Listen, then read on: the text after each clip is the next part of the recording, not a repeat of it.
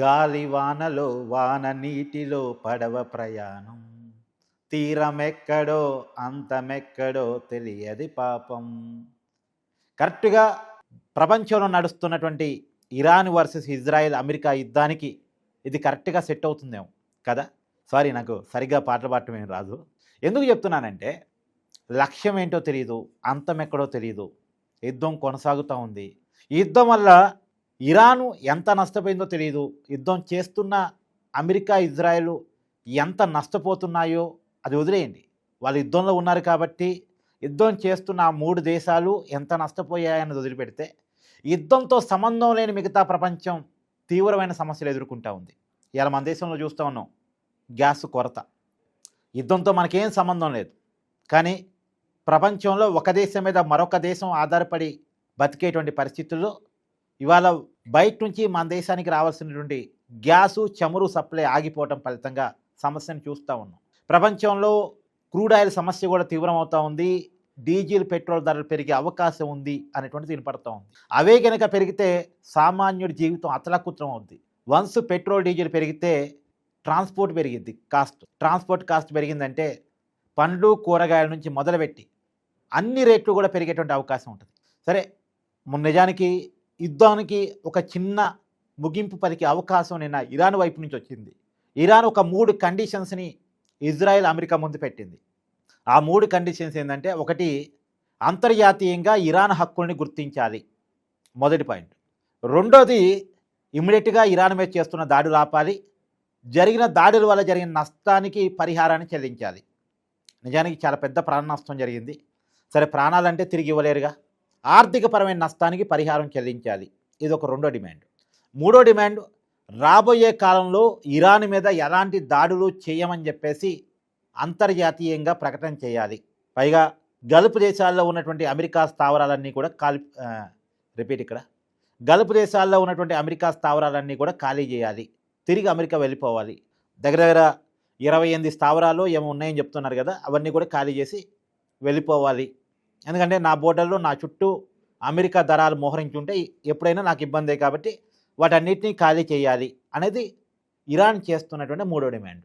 ఈ 3 డిమాండ్కి Trump okay చెప్పే అవకాశం ఉందా అంటే ఖచ్చితంగా ఉండే అవకాశం లేదు అని చెప్పాలి. ఎందుకంటే ట్రంప్ క్యారెక్టర్ని జాగ్రత్తగా మీరు చూడండి. ఆయన కొద్దిగా ఈగోయిస్ట్, ఆయనకి ఈగో ప్రాబ్లం చాలా తీవ్రంగా ఉంటుంది. ఇప్పుడు ఇరాన్ డిమాండ్ల మేరకు చర్చలు పెట్టి యుద్ధాన్ని ముగిస్తే అది ట్రంప్కి కొంత తలవంపుగా ఉంటుంది. కాబట్టి ఖచ్చితంగా ఇరాన్ డిమాండ్ల మీద చర్చలు పెట్టి, మామూలుగా ఇరాన్ పెట్టే 3 డిమాండ్లు యాస్టీజ్గా ఓకే చేయాల్సిన అవసరం లేదు. ఒకసారి చర్చల కంటే కూర్చొని ఏదో ఒక మధ్య మార్గంగా యుద్ధాన్ని ఆపొచ్చు. కానీ ఆ ప్రయత్నాన్ని కూడా ట్రంప్ చేయకపోవచ్చు. ఎందుకు అంటే ఇరాను డిమాండ్ల ఆధారంగా చర్చ పెట్టడానికి ట్రంప్ అంగీకరించాడు.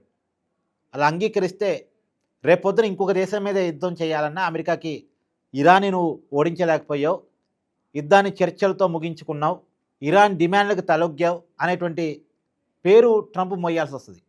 రెండోది, ట్రంప్ ఎప్పుడైనా అవతల వాళ్ళని బెదిరించి అవతల వాళ్ళని బ్లాక్మెయిల్ చేసి తన దగ్గర తీసుకొచ్చుకొని తను చెప్పిన డిమాండ్లకు వాళ్ళని ఓకే చేపించి ఇష్యూని క్లోజ్ చేసుకోవాలనే టైపు. టారిఫ్ వాళ్ళు చూసాక మనం, టారిఫ్ మీద అమెరికా కోర్టు ట్రంప్ను ప్రశ్నిస్తేనే ట్రంప్ ఊరుకోలేదు, సొంత కోర్టుల్ని సొంత జడ్జిలనే ట్రంప్ ఊరుకోలేదు. అలాంటిది ఏదో బయట దేశం అది శత్రు దేశం ఒక డిమాండ్లు పెడితే ఆ డిమాండ్ల ఆధారంగా చర్చ జరిపి యుద్ధాన్ని క్లోజ్ చేస్తాడు అని మనం అనుకోలేం. ఖచ్చితంగా చేయడు. కాకపోతే ట్రంప్ మీద తీవ్రమైన ఒత్తిడి ఉంది, గల్ఫ్ దేశాల నుంచి ఉంది, అమెరికా లోపల నుంచి కూడా ఉంది. అమెరికా రోజుకి యుద్ధం కోసం 8,000 కోట్ల రూపాయలు ఖర్చు చేస్తుంది. అమెరికా మీద ఇది తీవ్ర ప్రభావం పడుతుంది, అమెరికా ఆర్థిక వ్యవస్థ మీద అని అమెరికాలో ఉన్నటువంటి మేధావులు, అధికారులు ట్రంప్ మీద విపరీతమైన ఒత్తిడి తీసుకొస్తున్నారు, యుద్ధాన్ని ఆపండి అని. అమెరికాలో ఉన్నటువంటి ఆయుధ నిల్వలు కూడా తగ్గిపోతున్నాయి. నిజానికి ట్రంప్ ఊహించలే ఇరాన్ వైపు నుంచి ఇంత తిరుగుబాటు ఉంటుందని. ఈజీగానే ఇరాన్ని ఆక్యుపై చేయొచ్చు అనుకున్నాడు. ఇప్పుడు ట్రంప్ లక్ష్యం ఏంటి? ఇరాన్ని పూర్తిగా తన కంట్రోల్లో తీసుకోవాలి, ఇరాన్ ప్రభుత్వాన్ని తను నియమించాలి, తను నియమించిన ప్రభుత్వం, తనకు అనుకూలంగా ఉండే ప్రభుత్వం అక్కడ అధికారంలో ఉండాలి. ఇరాన్లో ఉన్నటువంటి వనరులన్నీ అమెరికా చేతుల్లోకి, ట్రంప్ చేతుల్లోకి వెళ్ళిపోవాలి. ఆ లక్ష్యంతో ఇప్పుడు యుద్ధం నడుస్తుంది. కానీ ఆ లక్ష్యాన్ని ఎప్పుడు చేరుకుంటాం అనే దానికి క్లారిటీ లేదు. ఇప్పుడు యుద్ధం స్టార్ట్ చేసేవాళ్ళు మినిమం కామన్ సెన్స్ ఉపయోగించి వచ్చేటువంటి ఇబ్బందులు ఎలా ఉంటాయి, దాన్ని మనం ఎలా ఎదుర్కోవాలని కూడా ప్లాన్ చేసుకోవాలిగా. యుద్ధానికి ముగింపు ఏ స్టేజ్‌లో పలకాలి అనేది కూడా ప్లాన్ చేసుకొని యుద్ధం స్టార్ట్ చేయాలిగా. ఈ ప్లానింగ్ కొరత ఉంది. ఇప్పుడు ఇరాన్‌లో హార్మోజ్ జలసంధి ఉంది. అది పూర్తిగా ఇరాన్ కంట్రోల్‌లో ఉంటది. ఇరాన్ దాన్ని క్లోజ్ చేస్తే ప్రపంచ దేశానికి రావాల్సిన 20% క్రూడ్ ఆయిల్, గ్యాసు సప్లై ఆగిపోద్ది.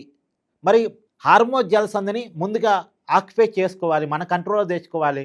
అప్పుడే ఇరాన్ ఆధిపత్యాన్ని కంట్రోల్ చేయగలం అనే ప్లానింగు యుద్ధం స్టార్ట్ చేసే నాడే ఉండాలిగా. అది లేదు.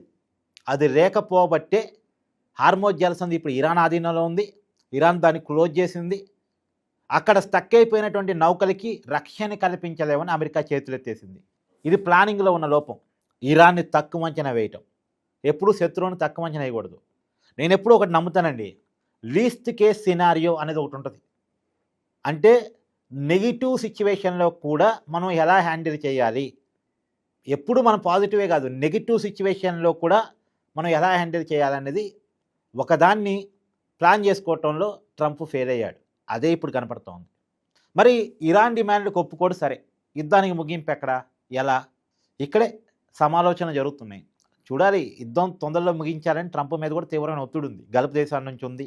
అమెరికా లోపల నుంచి ఉంది. పుతిన్ కూడా మధ్యవర్తిత్వం వహించి మాట్లాడుతున్నాడు ట్రంప్ తోటి. ఎక్కువ కాలం యుద్ధం కొనసాగితే అమెరికాతో పాటు అమెరికా మిత్ర దేశాలు కూడా చాలా నష్టపోతున్నాయి. ప్రపంచంలో చమురు సమస్య వచ్చే అవకాశం ఉంది అన్నది ఉంది. సో చూడాలి, వీరంత తొందరగా ఇరాన్నే ఆక్యుపై చేసుకోవాలని ట్రంప్ ఆలోచన. అది సాధ్యం కాకపోతే ఏదో ఒక దేశంలో ఏదో ఒక కాడ తనే పై చేయిగా ఉండి యుద్ధాన్ని ముగించాలనేది ట్రంప్ ఆలోచన. అదే ఏ మేరకు జరిగిద్దో, ఎక్కడి వరకు వెళ్ళిద్దో చూడాలి.